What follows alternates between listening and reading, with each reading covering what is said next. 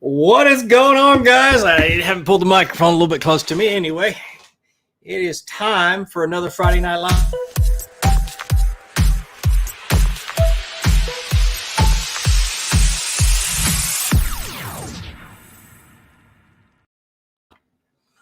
What is going on?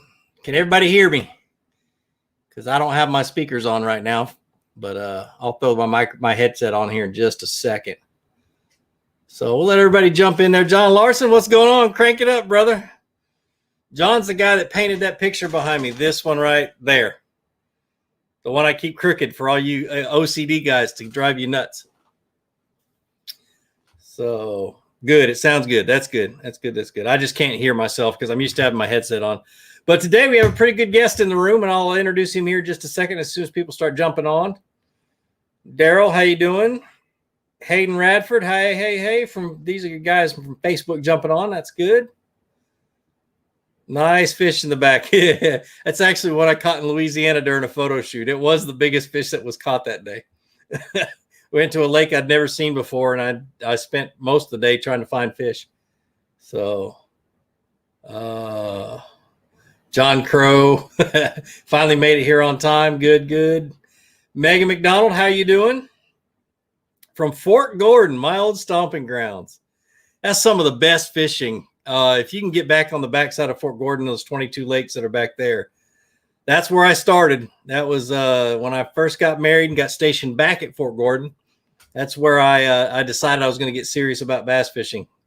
So, let's see who else is on here. Oh, and welcome to everybody that's on my podcast. I know you guys watch this after the fact, but yeah, it's great to see how many people jump on my podcast and watch it. It's pretty cool watching those numbers grow. So almost to where I'm gonna start talking business. Rippin' Woodworks got a new Vexus today. That's awesome, an 18.5-foot Vexus. That's a good boat. Mike Buca. Oh, I'm gonna come see you this week. Promise, absolutely promise. This next week is pretty open, so. If you guys don't know who Mike Buca is, he's the guy that makes the bull shad swim bait. And he's about an hour down the road from me. And he's got a brand new shop. So you'll see, I'll probably do a live or something from there. You guys will be able to see what's going on. So welcome, brother. All right. So if you guys remember a long time ago, Peter, come on in here. Scoot over. All right. So this is Peter. Last year, when was it? Right before COVID hit. Yeah, so probably early this time last year. Yeah. He was the winner of the Georgia 811 fishing trip giveaway. I don't even remember how you won it or how the contest was. It was so long ago. But he has finally made it here to Georgia to go fishing with me. So we're going to spend the next 2 days out on my home lake. And we're going to see if we can catch some fish. It's been pretty tough, but he's used to a grass lake. This is not a grass lake. He's used to a shallow water lake. This is not a shallow water lake. So he's going to learn a lot. So I'm excited. And if that doesn't work out, Sunday we'll be either on Gunnersville or Chickamauga back in grass. So it could be too bad. So you excited? I'm stoked, man. I'm ready to get on them. Where are you from? Well, originally from Cedar Rapids, Iowa. Moved down to Texas when I was in my early 20s. Got used to the good bass fishing and sunny weather and never returned. So half Iowan, half Texan. Yep. And I asked him, I've already asked, you guys know that the national championship, the BASS Kayak Fishing Championship is at, what's the name of that lake that I was talking about? Possum Kingdom, PK. Yeah. And he has never fished PK, so he's not going to be any help to me. No, none whatsoever. Goodness. You know what? We might fish a bull shad tomorrow. If they're suspended like they have been, we will see. There is a John boat tournament going on tomorrow, so we're going to be sharing water with a few guys in the electric John boats that I used to fish those tournaments a lot, so it's going to be pretty neat. I might even know some of those guys. But goodness gracious. Well, welcome. Thank you. And he's going to hang. He's going to hang out during this disaster we call Friday Night Live. He got to see the crazy setup and how messy my office is. The storm before the calm. Yeah, the storm before the calm. So Definitely. I'm excited about tomorrow, though. He loves to throw chatterbait, so we'll probably be throwing that a little bit. But, guys, look at my hair. This is the longest my hair's been in 25 years. It's driving me nuts. I'm going to shave it off here shortly. Yeah, he's bald as a cue ball. I can't do that. I got an ugly head. So I got bumps all. I got like ridges in my head from when I got dropped on my head when I was a baby. Andrew Watson, what's going on, man? What's going on? So let's see. Let's go ahead and jump right into the Q&A. Here's one. Farina, I'm not even going to pronounce your last name. I'll probably kill it. This is, hey, Gene, I got a question. How do you use crankbaits? Ooh, that's a broad question. So I'm going to bring it in. I've been having light issues. I'm not going to worry about it. You guys are just going to have to deal with it. But anyway, it's a broad question because you have deep water crankbaits, you have shallow water crankbaits, and you have the ones in between. And each of them are fished a little bit different. But I'll start off with the one I started fishing was a square bill. I picked up a square bill when I was, oh man, it had to have been 15 years ago. But I had no confidence in crankbait, so I decided I was just going to learn how to fish a square bill. And I grabbed 2-3 colors, white and chartreuse with black back, and a couple of natural colors, and went to Lake Oconee, which I'll be fishing this next week, and started to fish riprap along bridges and just banging that crankbait up against rock and letting it come off and, stuttering it. When I bumped something, I'd stop for a second and then start reeling again. And I started to get hammered, and I started to understand crankbaits a little bit better, that they have to deflect off of things, whether it be the bottom, a log, a tree, or something. They've got to deflect to cause a reaction strike. So that's what I started doing. And as long as you focus on getting that crankbait to hit something, you're going to get bit.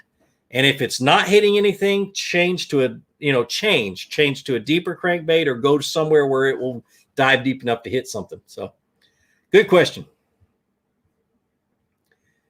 Going to be on Lake Weiss Sunday. Good luck, James. I appreciate it. Man, that's right down the road, and I don't even fish that lake. Gunnersville's too close. Like, Gunnersville's an hour and 20 minutes away from here. So I'd rather go to Gunnersville than 45 minutes to Lake Weiss. So that's a good question, Michael. He says, can you please explain how to rig the wacky hook with the shrink wrap? I'm going to make a video about how to wacky rig. Finally, after 12 years of doing videos on YouTube, I will do a wacky rig video. I may make fun of a wacky rig while I do the video, but I'll do one for you and show it to you. So, and the reason I make fun of a wacky rig is back in the day, before a Cinco ever was a Cinco, we used to wacky rig baits all the time. And why everybody thinks a wacky rig involves a Cinco is beyond me. I wacky rig trick worms and all kinds of stuff. So awesome. J Dubs, thanks for the $5, brother. You're awesome. I really do appreciate it, man. Addison Morris, you get to see how fast everything pops through and how hard it is for me to read crap. What power and action casting rod would you recommend for topwater fishing? Let's talk 2 different types of topwater, like walking baits, spooks, Sammys, the kind you walk in open water with treble hooks. Medium fast action rod. A lot of you people use a medium moderate. I don't like it because I don't seem to get a good enough hook set in them. Medium fast action rod for that. 12 to 15 pound test monofilament or some type of floating line braid would be good, except braid gets wrapped around the trebles a lot when you cast and you get the helicopter cast. And then for other top waters that you're fishing in, like grass and muck and stuff like that, like frogs, a heavy action or heavy power rods. Most people fish 7 foot or longer. I like short ones because I walk the frog a lot, and it's a lot easier to walk with a short rod. So that's the 2 that I would go with. What's the ideal temperature where you don't have to fish as slow coming out of the winter? 53 degrees water temperature. And the reason I say that is back when I guided up in North Carolina, it was a private lake. We had feeder trained bass. So we knew when they were feeding active, we knew when they weren't. And there were 50 feeders on this lake that fed twice a day. And we got to watch them. And we had thermometers set at 3 of the feeders or 4 of the feeders, the main ones. And and these were electric thermometers, so we could monitor everything back at the cabin. And it was funny. Once that water temperature was, that in the fall, when the water temperature got down to below 53 degrees, the activity around the feeders slowed way, way down. The feeders would go off and the bass weren't going crazy trying to get to the food. And then in the springtime, when it got to 53 degrees and started to rise up, the activity would come back. The bass were still there. They were still feeding. They just weren't crazy aggressive like they were. So that's why I say 53 degrees. So I got a little bit of info to back that up. Oh, that's a good one. Don Brink on Facebook says, dock flipping setup compared to cover or grass. Whew. I got two. If I'm skipping docks, and I'm sorry they don't make this rod anymore, I use that 6'5" heavy rod that 13 used to make. That's my frog rod. Another one is somewhere around a 6'8", 6'9" heavy rod to skip docks, because it's just short and it doesn't you don't hit the water as much. But if I'm pitching and flipping, 7'3", medium heavy. It's a little bit, because it's longer, it tends to have a lot more backbone than what. Anyway, just trust me, 7'3". It's hard to explain all the backbone crap. But 7'3" medium heavy to flip and to underhand flip up underneath docks and stuff like that. You got a little bit of tip, a little bit of flex. So, I feel like I went around my butt to get to my elbow on that one. Luhinda, Lil Hindu. Is that your first name? I wonder if it is. Lucky, what's going on, man? He says, Gene, what is the best one bait that catches both smallmouth and largemouth bass, especially for a newbie? A Ned rig. We'll do both. A drop shot will do both. Trying to think of what else. Those are the two that come to mind. Jerk baits you can always catch both of them. But for me, a Ned rig. Today I fished a Ned rig. I took some high school kids out fishing, brought my kayaks, let them jump in the kayaks and go. And I stayed on the bank, and I brought one rod, and it had a Ned rig tied on. And I only had one Z-Man TRD on there. And if I had lost that, I'd have been done. But I caught from the bank probably 12 bass that were 12 to 14 inches. And probably at least that many crappie, and got 3 bluegill to bite, but they were too small to get it in their mouth. So that's why I love a Ned rig. It'll catch a whole bunch of different things. Appling's Heart says, hey buddy, when are you going to get yourself to Clark's Hill? I need an autograph and a handshake. It will be post spawn when they pull up on points. That topwater bite I love it beyond compare. I mean, it's my favorite lake when it comes to that open water spook, the blueback herring spawn type deal. So I'll be there about that period of time. So late April, probably. So, all right, we're going to jump ahead just a hair. Lee Eubanks, you must be fishing that tournament tomorrow morning. What's the trick at Rocky Mountain? What's a good lure? I'm going tomorrow. Want to try new things. Whew. It has been tough. I fished 3 days this week and caught six fish, 7 fish, maybe. The little bite windows during the day where you're catching them.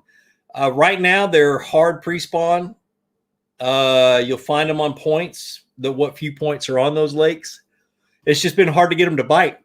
I'll side scan an area. I'll see fish after fish after fish, and I'll sit there and cast for 20, 30 minutes and not get a single bite, but know they're there. So, yeah, it's going to be tough. But finesse has been working, and lipless crankbaits have been working. What would I be fishing tomorrow evening at Clark's Hill? A chatterbait. They're post-spawn or they're pre-spawn right now. I'd be up in some outside bends of the creek channel, throwing a chatterbait and a red lipless crankbait.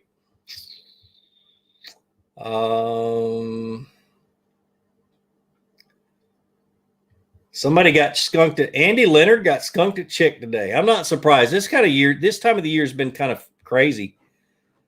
You can catch them, but just not not constant. I think it's because they're all on the move, moving up to spawn.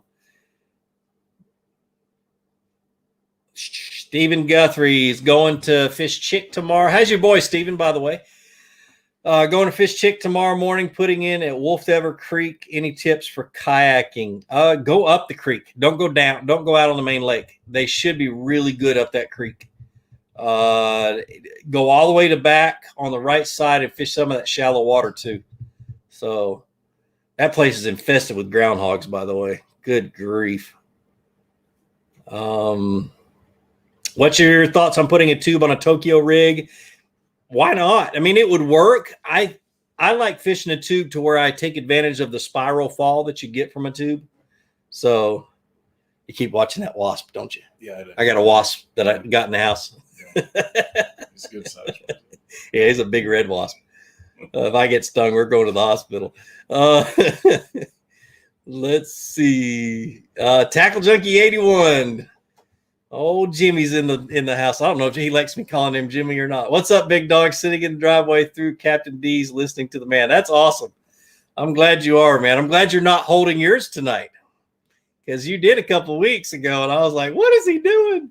But I know you were testing out some new stuff, so I was like, you were jumping all over my time spot. Goodness gracious. Let me see. How do you determine what size weight when jig fishing? Daryl, I'm kind of easy. I use a 3/8, and I use a 3/8, and I use a 3/8. That's about it. If I'm fishing deeper than 15 feet of water, I might go to a 1/2 ounce. But anything shallow, if I'm flipping anything else, I am very comfortable with a 3/8. I know how fast they fall. I know how they feel. And that's usually all I buy. By the way, you can get some Fluke Master. This is a shameless plug. Go to greenfishtackle.com.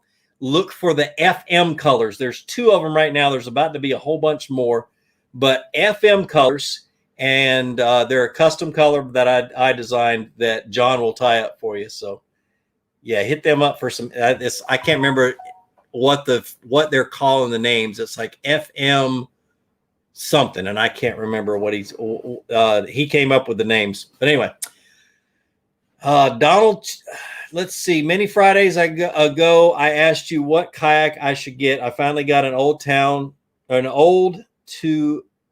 kayak after saving up for a while. You made me want to get a kayak. Anyways, what affordable fish finder should I get? Get one that's in your budget. I think they have them, $300 now that are halfway decent.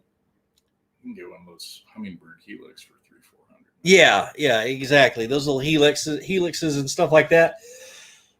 You can find a really good one for around $300, $300-400. It's always been that way. The one I started with was a $400 one. I just saved my change until I had $400.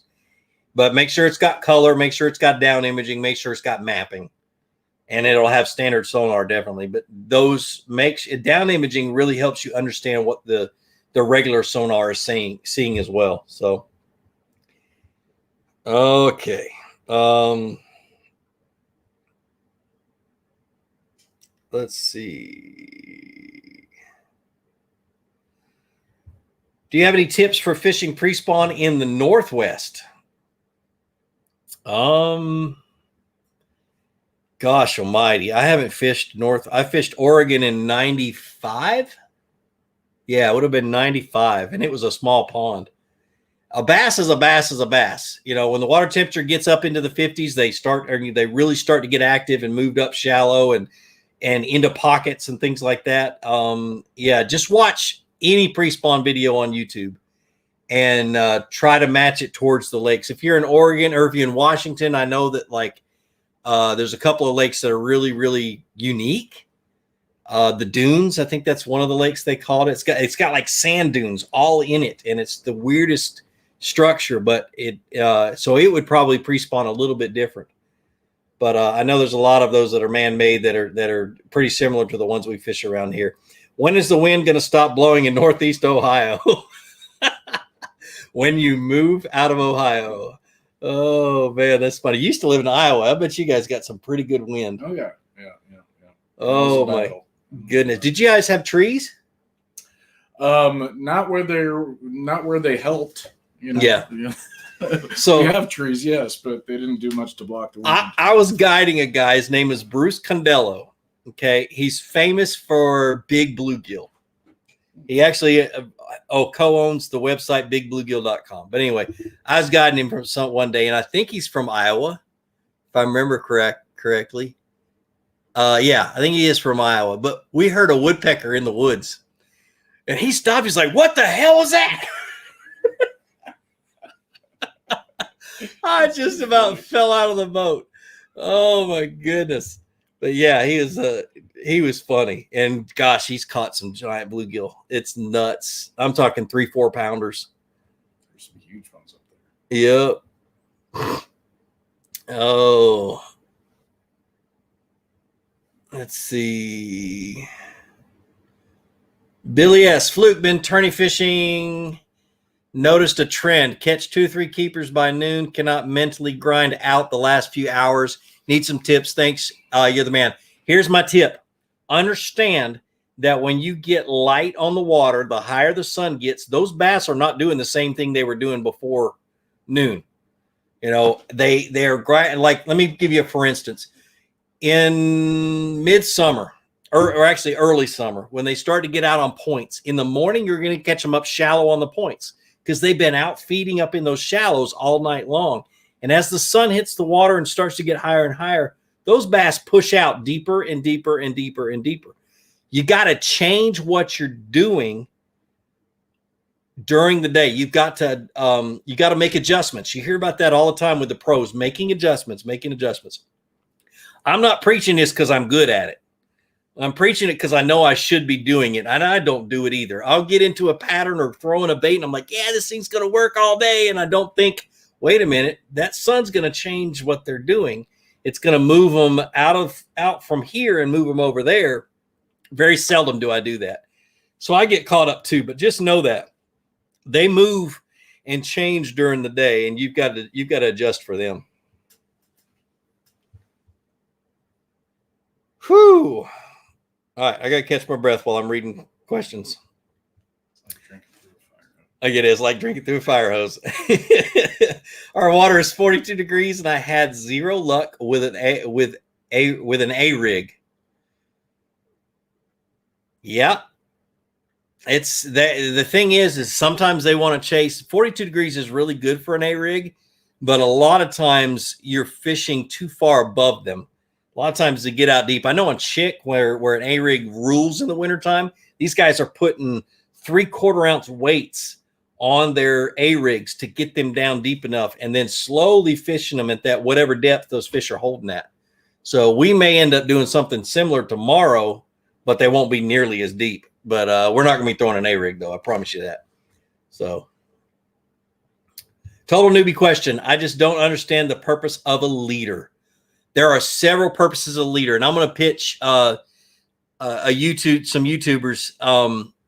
Tactical Bassin did a video either last year or the year before last on leaders, and he really did an amazing job of explaining different lengths and how he uses leaders and stuff like that. So there's several different reasons I use one on a spinning rod. Braid is very, very good on a spinning rod. You don't have nearly the problems with twist and issues like that. You get wind knots every once in a while, but braid is really good on a spinning rod. But that braid can be seen by the fish a lot easier than, say, fluorocarbon. So I'm going to tie a 15, 20-foot leader onto that spinning rod so I can fish clear water. That's one reason. Second reason, I like to throw a short leader on a topwater rod. If I'm using braid, I'll throw a short leader on the end of that braid. And what that does is it keeps your treble hook topwater bait from getting caught up in the line. So about an 8 to 12-inch leader, really short, throw it out there, and you can work a topwater like magic with a short leader. Same thing with docks. If I'm fishing docks, I'll have like a 20-inch leader at max. tie a jig onto it or whatever I'm pitching. And then when I get bit by a big fish, you got fluorocarbon or you got something else, that big fish will wrap you around the dock post and break you off. But if you have braid, you let that fish, if it swims out and you get him wrapped around a dock post, let him fight himself out have that braid up against that dock post. Let him get tired and then go in and pull that fish out of that dock as he's tired, not as he's freaking going nuts and crazy. Same thing with fishing lily pads and that bank grass they call water willow. Same thing. That stuff is so thick that if you hook a fish and you pull him right away and that line runs along a piece of grass and then that hook gets around that piece of grass, that fish can pop himself loose and you lose a ton of fish that way. If you just set the hook and let them fight and play themselves out and then pull him out, you could do it just fine. And braid really helps with that. And it helps them not be able to see the line and a whole bunch of other stuff. So there's several different reasons. But Matt Allen really does explain that kind of stuff really good in that video. And I wish I had a link I could throw it up to you. I watched it as soon as he published it. So, whoo.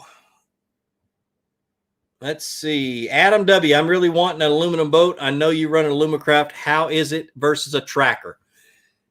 Since you asked, comparison to tracker. Now, typically, because I'm sponsored by Alumacraft, I'm not going to bash tracker, first of all. They're a really good boat.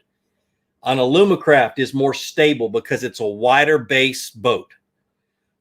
It's also a full one piece of aluminum is what they make that hull out of. So there's no seam down the middle. And what that does, when you weld a hull down the center, it's pretty stable. It's not going to have a whole bunch of issues. The biggest issue, though, is flex. It'll flex right there at that weld as you're hitting choppy water, and you feel that vibration up your backbone. On an Alumacraft, because that hull is bent and shaped out of one solid piece of aluminum, you don't get that flex as much, and so you don't feel it up your backbone. It's still a rough ride. It just doesn't hurt. One thing I've noticed by people, and if Tackle Junkie 81's on here, he can definitely he can testify of this one. You will find yourself on a tracker, fish staying towards the center of the boat, especially when you're fishing with a buddy, because you'll notice is every once in a while, if your buddy shifts his weight over to one side, that boat tilts a lot. And that can be a real big issue with that tilting. You could throw your buddy out of the boat fairly easily just because it's not as stable and it rocks more. It does ride a little bit faster because it is a smaller boat or thinner and it's got less aluminum. But the Alumacraft is more stable. It is it's wide. The deck is super wide. So if you got to fish with 3 people, you got room. It's got plenty of storage in it. I'm very partial to that because I had a lot to do with the layout of that boat, the Pro 185 for it to be exact. And my cost per day, I have a 115 horsepower motor on the back, a 2-stroke. My cost per day is somewhere between, if I'm on a big lake, somewhere between $20 and $30 is how much it cost me to run that boat, as opposed to a fiberglass boat, which is between $60 and $100. And so you just kind of got to weigh the differences. So hope that helped. Let's see. My lake was really late on melting its ice this year. It was frozen a week ago. Water is really cold. What do I fish and how can I tell where the fish are in my shallow lake? They're going to be on rocks, or they might even be on shallow wood, because on a sunny day, that wood gets warm and they'll get belly up against that wood. But typically they're on shallow rocks because they pull up. Those rocks are warm. The rocks hold the heat a little bit better. And so they'll stay close to those rocks. I'm going to fish 2 things. I'm going to fish a jerkbait and I'm going to fish a jig. And if they're not biting a jerkbait, I throw a jig. And if they're not biting a jig, I throw a jerkbait. And that's it.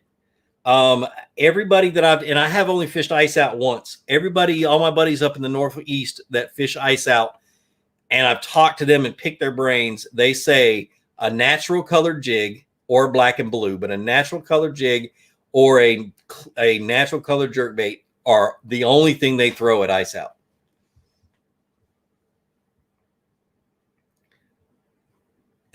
You should let your guests sit in the comfy chair.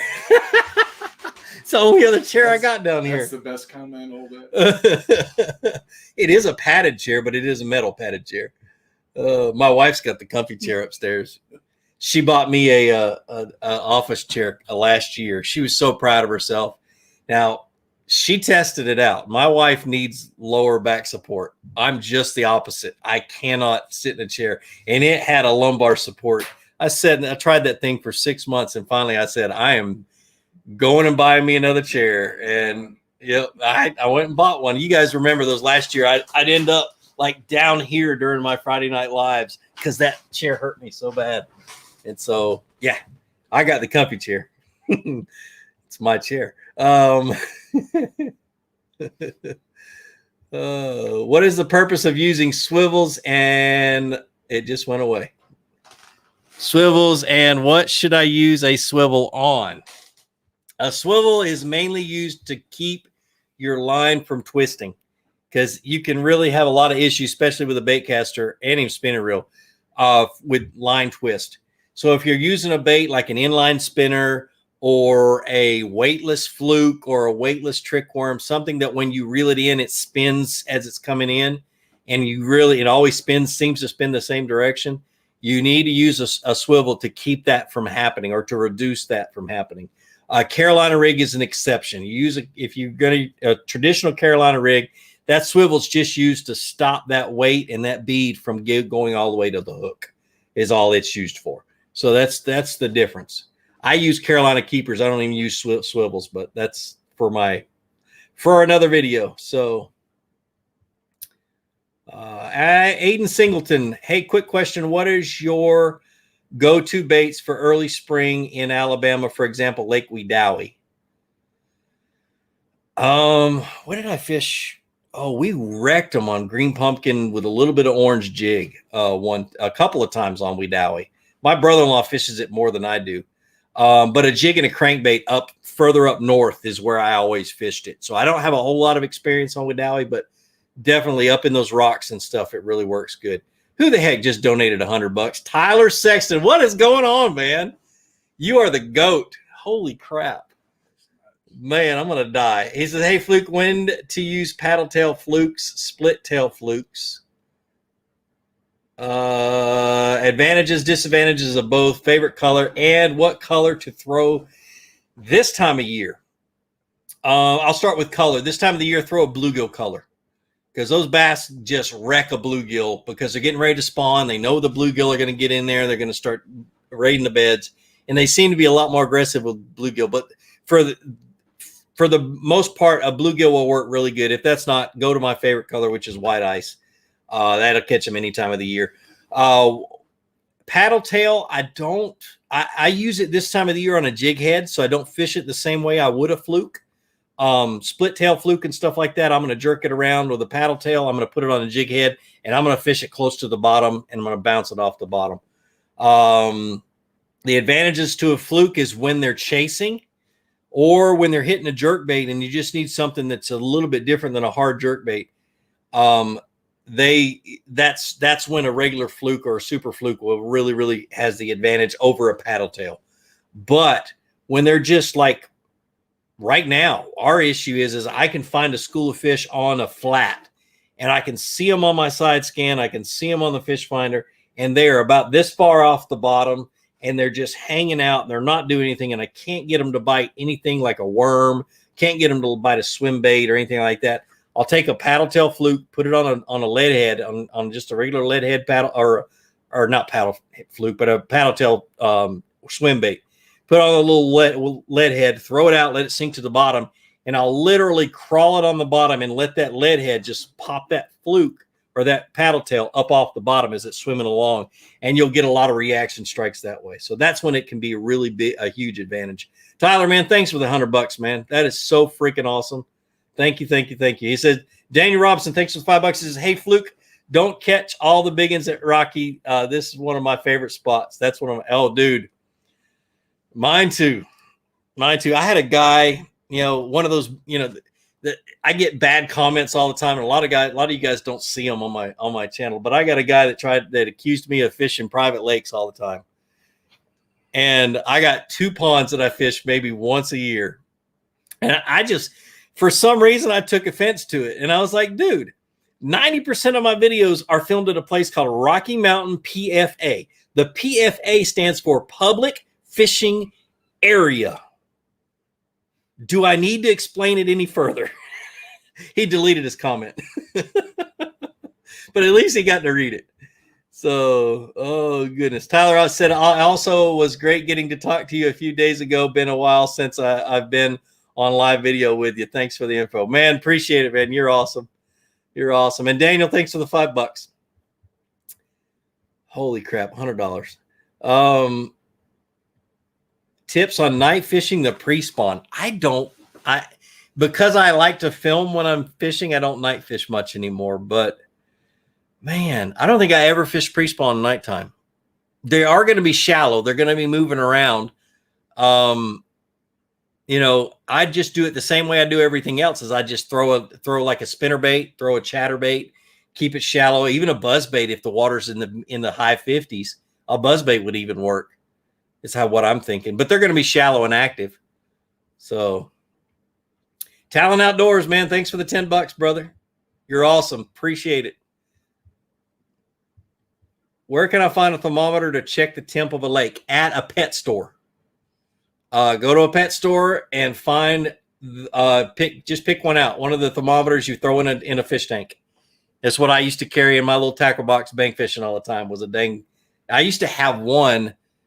Mink Cody used to make one that was on the end of a long wire, and it was just a thermometer, and it was a digital one, and you dropped it and put a sinker on it and dropped it down in the water, and you check your water temperature. Well, I got smart, and I marked every 5 feet on that wire, and I would drop it down like in the heat of the summertime. I'd drop it down until I found 70 to 72 degree water, and that would be the depth I fished, and I would catch the snot out of fish all the time. At 72 degrees, when the water temperature up high is like 85. And so, little trick. I'd forgotten about that one. Applin's Heart says, hey, man, what's up? I need a jig pole. I don't fish with poles. I fish with rods, but I don't fish with poles. I'm just kidding. And a chatterbait rod. Hope to come in some money.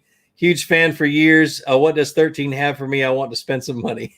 Well, go and use one of the links in my videos to get to Tackle Warehouse, so then I get my cut. But jig rod. My favorite jig rod is, I have 2 of them. If I'm pitching a lot of heavy cover and stuff like that, I have a 7-foot, one of their 7'4" heavies. Wait for the new V3s to hit the market. They should already be there. They're the white rods. You won't be sorry. But anyway. They're $100. I already said that. But a jig rod that's 7'4" heavy or a medium heavy 7'3" are the 2 jig rods that I use the most. Matter of fact, I was talking to Ricky, their rod designer, last month. And I said, dude, I said, when you want me to try these rods out, I'm going to send you a list of the ones I use the most. That way you don't send me rods I won't use. Like prototypes and stuff like that. So I want him, that way when they make these prototypes, they'll make me the rods that I'll actually go out and beat the crap out of. So a 7'4" heavy and a 7'3" medium heavy are on that list just because of that. At Chatterbait Rod, they have, if you go into the Tackle Warehouse and look at their not their cranking rods, look at their casting rods. In a couple of those lists, you'll see a 7'4" medium heavy moderate. That's the best chatterbait rod that I know of. It is called the chatter crank. They don't call it that anymore, but that's what it was originally called. But it was made for chatterbaits and spinnerbaits and big square bills. Whew. All right. That's enough plugging 13. Daryl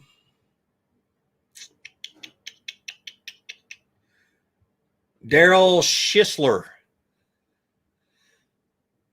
Goodness gracious. When targeting spawn, no, I'm not talking about your question. I was looking at the clock. When targeting spawn, do I try to find shallows near feeder creeks will spawn on the shallows of opposite, or the spawn on shallows opposite feeder creeks. I first go up creeks, especially if there's been some warm rain, but I go up creeks first and then pull off into pockets on those creeks. And I want those, the male bass tend to follow those, go up those creeks to spawn, but the pockets warm up faster that don't have water running into them. So I'll start there and I'll hit points on the way. So pre-spawn points, spawning up in those pockets. And then when the back flats on those creeks warm up into the 60s, then they'll pull up and spawn in those back flats. But always up in those little pockets. I call them dead pockets. They don't have any water running in the back of them. So my buddy, David Fields, what's up, man? Goodness. Thanks for the $20, brother. That gray catching up with mine still don't have those waypoints. You know what? When I bring my boat in May, it'll be my new boat. Then hopefully I'll have already uploaded the waypoints on there. But look at that. How you like that gray, bro? It is catching up with yours. Let's see. Thanks for the 20, man. I appreciate you. All right, I'm hitting the wrong side of my mouse pad. Why is it not working?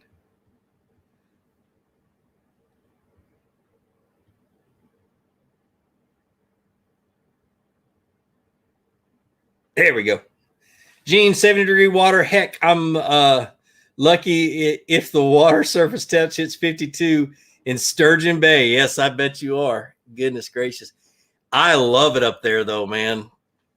Goodness, Sturgeon Bay. I'll probably end up going to Minnesota this year and fishing back up in there because, man, in the summertime, September, when it's hotter than blue blazes down here, man, the frog bite and the punching, flipping bite up there is unreal. I'm going to see how many new lakes I can fish when I go up there. Kenneth Smith says he's got a crazy question for me, and I don't know why this is taking so long to jump in there. Let's try that again. All right. My brother-in-law gave me a crankbait rod. What other baits can I cast it on? Or can I cast on it? Let's see. Crankbait, jerkbait. If it's a medium, it's a jerkbait. Small spinner baits, anything with an open hook is basically what a crankbait rod is good for. If it's a medium heavy, you can get by with heavier baits with an open hook. But that's kind of what you're looking for. Is they're designed for some reason. A bass, if you've got a stiff rod that has no give, a bass can grab your bait, an open hook bait, and you set the hook so hard that you rip it out of his mouth before he gets his mouth closed. So, and I don't know what the science is behind that or what they do to cause it to happen, but it's just a fact. That's, you lose a lot of fish on a stiff rod with open hooks.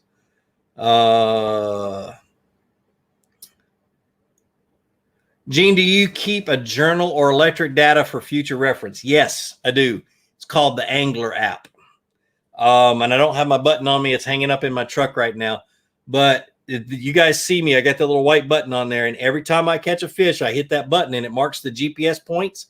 It keeps track of the weather, tells me what the barometric pressure was doing. And so I can go back in a year and I use that data from my trips to be able to be more successful. And that really worked down in Florida because I fished the exact same lake this year in the tournaments that I did last year. And I was able to go back and find those spots that I caught those fish and really figure them out. Although the grass had completely changed in the lake, there was no way I would have been able to find those spots without the Angler app. So it's just real simple, easy. You hit a button and it keeps track of it. If you want to, you can go into the app and add like what lures you were using and stuff like that. So pretty cool. I am not sponsored by electronics company, Justin, but we'll answer your question. You may be sponsored by electronics company. What's your opinion on the best unit for a kayak? Whew. I love side scan. I'm so freaking spoiled. I'm gonna get some type of a live scope or anything this year because that stuff is such a game changer. But the best unit for a kayak is one that you can afford. At least one that has side down scan, mapping and regular sonar and color, of course. Yeah, I can think you can buy one that's not color anymore. those are the ones I always recommend. But just if you're going to get side scan, get the biggest monitor that you can buy, that you can afford. I have a 9-inch on mine. If you go any less than like 8 inches, you lose so much detail on that side scan. You miss a lot of things is the only reason I say that. So that's what I would say. I'm going to look at Lowrance. I'm going to look at Garmin. I got a new boat that's being built right now. So, and I have not figured out what I'm going to do with it. So shoot. Hold on, guys. My computer's about to die. Let me call Jordan and have him bring me my charger. Give me just a minute. It's going to freak him out, me calling him during my live deal. But let's see if he answers. Anyway, this man is going to be a millionaire soon. Nope, he's not going to answer. Let me call my wife. Oh, let's see. All right, here we go. Oh, Stefan, what's up, brother? How you like it, man? It's my brother, my beard brother. Hey, are you home yet? What? Are you home yet? No, I just want burger. Okay. Yeah, I don't have my charging cord. Anyway, I love you. Bye. Do me a favor. Run upstairs. Tell them I need my charging cord for my laptop. It's sitting next to my bed. Oh, let's see. All right. Stefan says, can you highlight the weird transition bass? Oh, where transition bass go in during pre-spawn spawn when they're roaming, looking for spots to bed in. What baits to focus on? Floating worms, colors. Woo! Wow.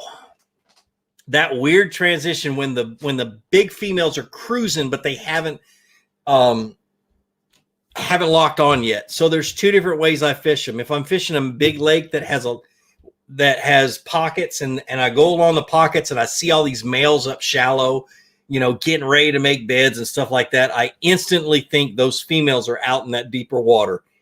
In the center of the cuts, off those drops and stuff like that. And what I do is I'll throw like a Tokyo rig or a weighted creature bait down the center of that gut, maybe even a crankbait. Yeah, that'll go. Plug it into find a spot in that strip right there. You can unplug you can unplug that one. It's just this light right here. It'll go off. But yeah, Unplug this. Yeah, unplug that one. Yep. What will happen is those females are down the center. You can fish them there. Number two is if they're up shallow cruising, that's when it gets tricky. Even a bigger trick is, there we go. That's when it gets really tricky. And I throw a drop shot on a short leader and I'm sight fishing for them. And I see those females cruising along and I throw way out in front of them and I just wait for them to swim up. And I just start shaking a little bitty minnow. And a lot of times you can get bit that way. That's about the only way I've been able to get bit when they're cruising like that, when they're super, super shallow. So good to see you, Stephen. Hey, don't forget to mail me that beard stuff. Love you, bro. Oh, any tips for kayak fishing oxbows of the Red River or any river where the water looks dirtier than it truly is? The Red River. Man, oh man. Let me think for a minute. I've never fished the Red River, but I've been on it several times, mainly as an observer during the Bassmasters Classics when they were there. So what I'm thinking about the watercolor, and you're right, it does look a lot dirtier than it is, but you still want to use like a spinner bait that has a lot of vibration, like a Colorado's blade or an Indiana blade, a chartreuse with blackback square bill around all that flooded timber and stuff like that. That kind of stuff. A moving bait that bounces off of things because they're still going to be tight to cover. They're not going to be as tight as they normally get. And I know when a cold front comes, they pull off of that cover and they're not afraid to get out there and suspend.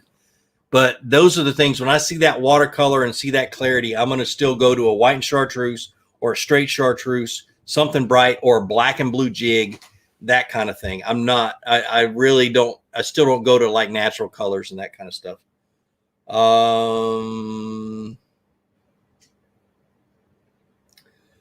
Let's see.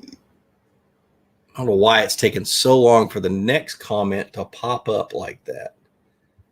Let's see. Hey, what's a good frog rod and reel, and what pound test? 7'3" heavy is what typically most people throw theirs on. And I'm saying most people because I'm not one of them. And a 8-1-1 gear ratio reel, mainly so you can get the bait back to you really fast. You can catch up with a fish that takes you out from underneath, or takes you underneath the cover. And 50 to 65 pound test is what I use. Either 50 or 65. I'm comfortable with either one of them. I use a short frog rod, a 6'5" frog rod, and I never and I don't have a problem setting the hook and stuff like that. They're just really hard to find, so I don't really recommend them to other people just because they're not available, really, unless you can make one yourself.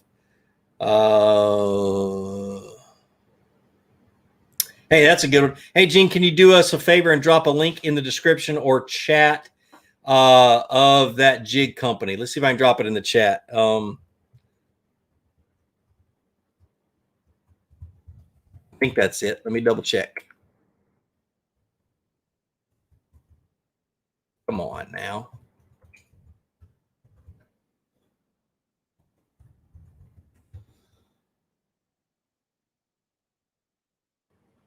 Yep, that's it.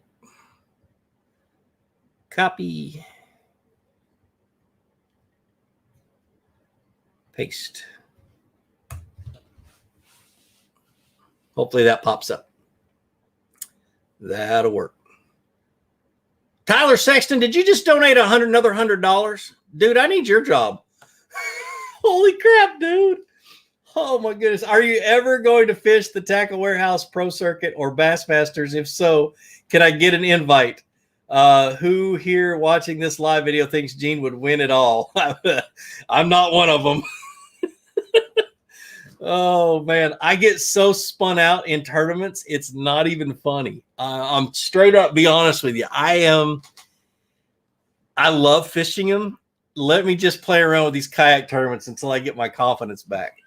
Because putting that much money into something, I don't know if I could do it. Oh my goodness. Dude, you're nuts. Another 100. Holy cow. Kong Bane, thanks for the $2, man. I appreciate it. Tyler, holy cow, dude. But yeah, I would love to do it. But the biggest thing is even with these kayak tournaments, I love to teach people how to fish. That is my calling in life. And these kayak tournaments have literally gotten in the way. I have slowed down making videos because I get so caught up in finding the fish and figuring them out exactly and taking all this stuff I supposedly have in my brain and trying to organize it to where I can go and catch fish. And I don't know. I don't think I will, because I love to do what I'm doing right now so much that I don't think I'll get serious about fishing any pro circuit. The kayak tournaments are about all I can handle and still be able to maintain and make a few videos. And I'm literally thinking about just doing the KBF challenges this year and not fishing any more trail series. So I am fishing that BASS in Texas just because I qualified, and I'd love to be able to do it. But other than that, man, I love doing this. This is what I love. And I think my wife loves me when I'm doing it too, because I get so stressed out during the tournaments that I'm a little hard to get along with. So thanks, man. I appreciate it. Good question. Big Red Bass, how you doing, man? He says, hey, Gene, how long do you wait before going back to a spot where you caught them earlier in the day, like in a tournament situation? Usually 45 minutes. If I look at my clock, if I remember to look at my clock when I get bit, it'll be 40. I want to wait 30 to 45 minutes, but usually 45 minutes to an hour is when I'll go back. And hopefully they'll still be there. Unless there's high bluebird skies and the sun's shining, I may go 30 minutes, but that's just 9 times out of 10, I don't catch the fish anyway.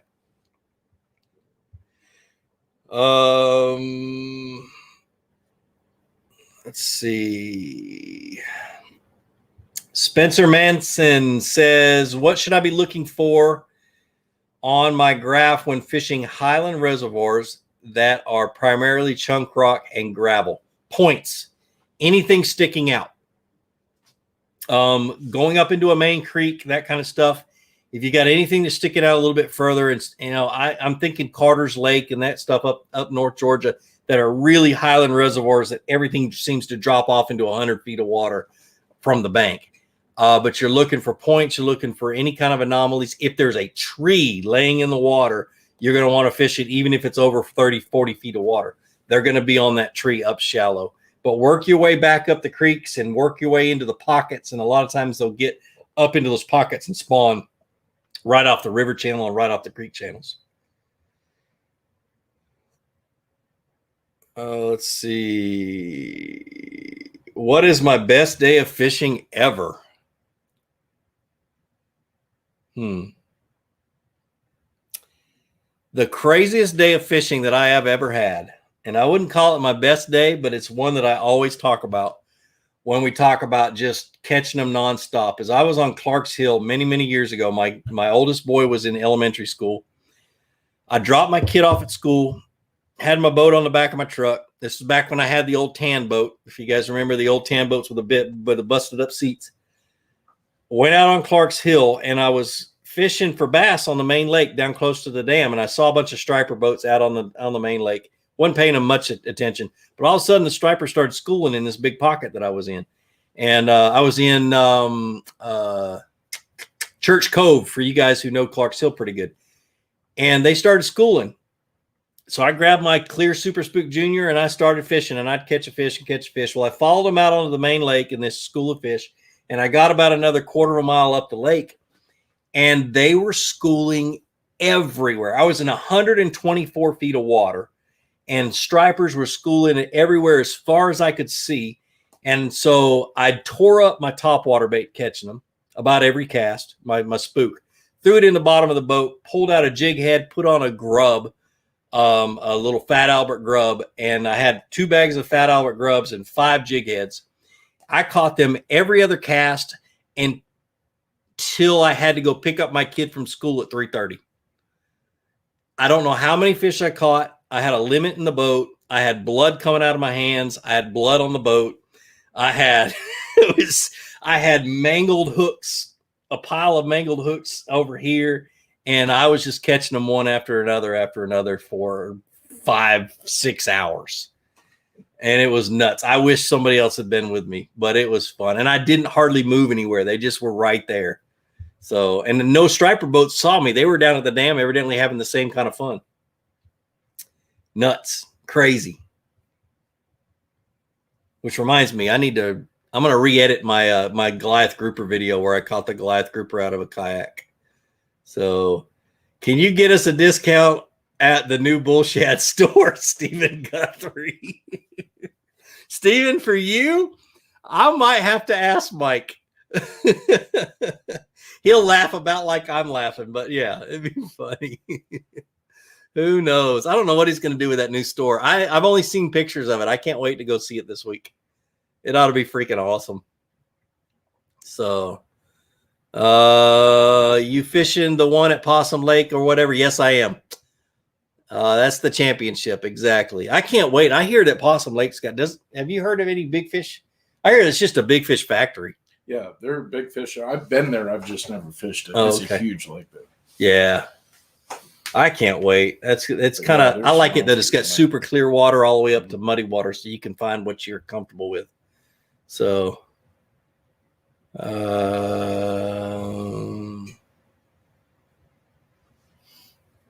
what about when you got shot at with flare? That old man almost got himself shot up. So we were on our way to Gary Yamamoto's place. We stopped to get the drones ready. John B was up front and everything else. I think Lunkers TV was up front too, and I was sitting in my truck. And we stopped in the middle of the road. So we're on a public road. And evidently we had sat there for too long because this old man come out of his house with his pistol in his hand and shot it. I don't know if he shot it into the air or he shot it at us or what. I'm pretty sure he shot it into the air. And so I got Lunkers up front. He's prior military. I'm prior military. I got 200 rounds in my truck. I don't know. I'm pretty sure he's got about that much over there. And I rolled down my window and I yelled at that man. Now he's about 100 yards away. And I'm like, can I help you? And he tried to chase us away. And I'm like, you have lost your ever-loving mind. So we drove off.